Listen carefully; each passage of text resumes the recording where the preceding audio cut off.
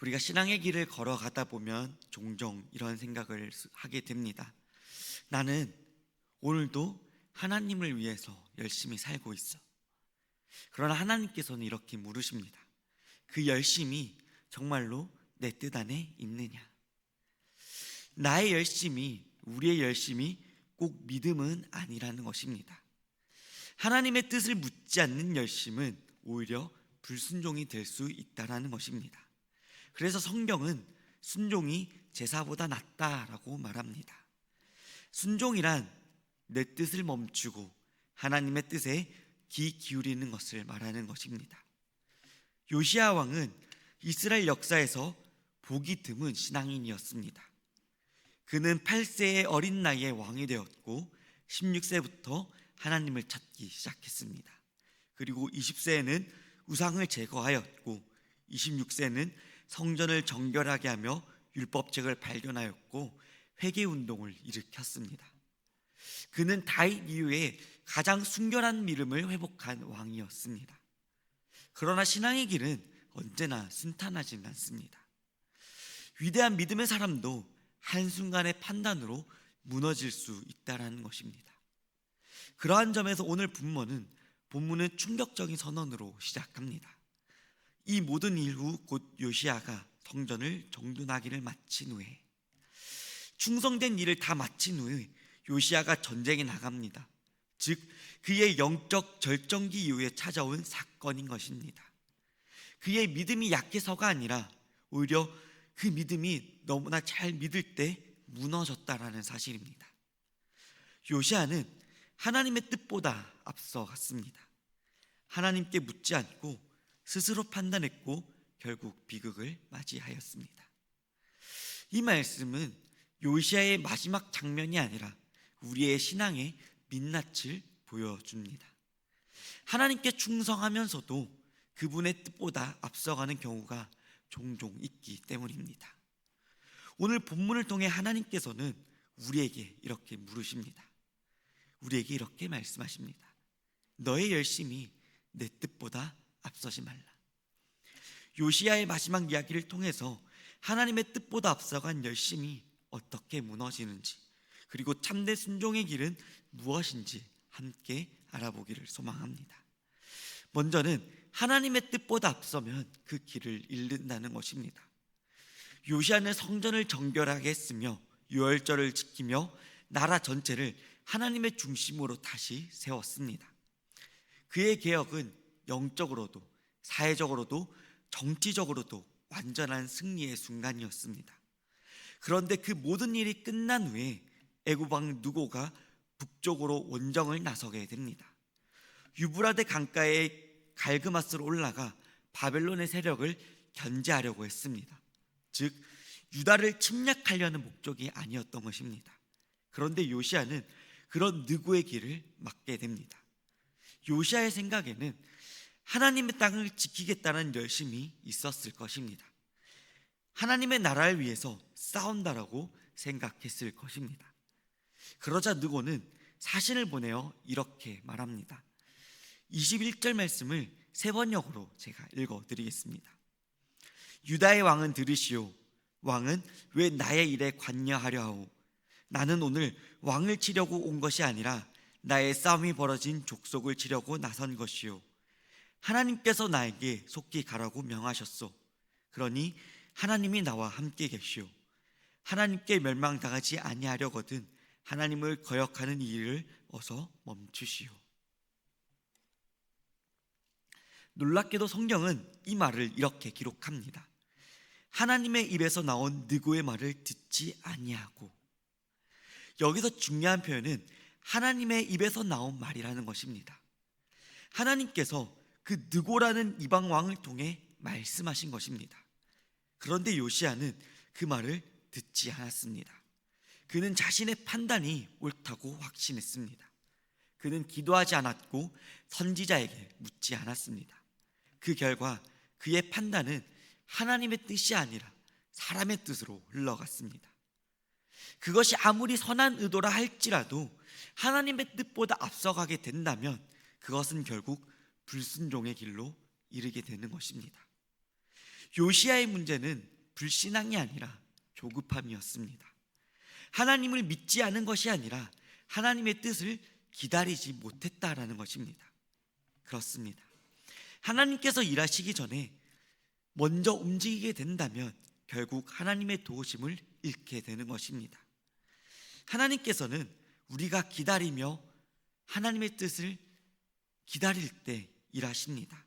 하나님께서는 우리가 멈출 때 말씀하십니다. 신앙의 성숙은 절대 속도가 아닙니다. 바로 방향인 것입니다. 하나님보다 빠른 발걸음은 결코 믿음이 아니라는 것입니다.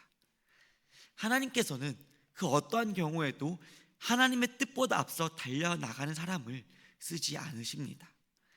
히브리서 10장 36절에서 이렇게 말합니다. 너에게 인내가 필요함은 너희가 하나님의 뜻을 행한 후에 약속하신 것을 받기 위함이라. 아멘. 신앙의 실패는 게으름보다 조급함에서 더욱 자주 시작됩니다.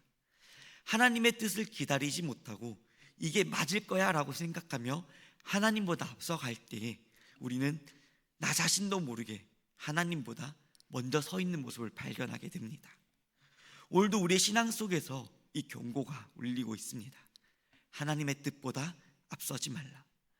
그분의 때에 맞춰 걷는 사람만이 끝까지 그 신앙의 길을 잃지 않게 되는 것입니다. 두 번째는 참된 순종은 하나님의 뜻을 기다리는 것입니다. 요시야는 변장까지 하며 전쟁터로 나아갑니다. 그의 마음에는 분명 하나님의 나라를 향해 있었을 것입니다. 하나님의 땅을 지켜야 한다.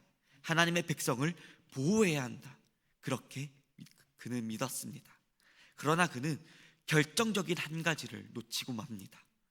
하나님께 묻는 시간이 없었다라는 것입니다.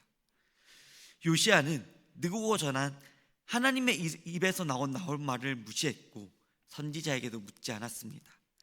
그의 마음엔 여전히 하나님을 위한 열심이 있었지만 그 열심이 하나님의 뜻을 앞서갔다라는 것입니다. 결국 요시야는 전쟁터에서 활을 맞아 쓰러지고 맙니다. 성도 여러분, 참된 순종은 하나님께서 멈추라고 하실 때 멈출 줄 아는 믿음인 것입니다. 하나님의 뜻을 기다리는 자는 그 멈춤의 시간을 두려워하지 않습니다. 왜냐하면 그 멈춤 속에서 하나님께서 더욱더 일하시기 때문입니다.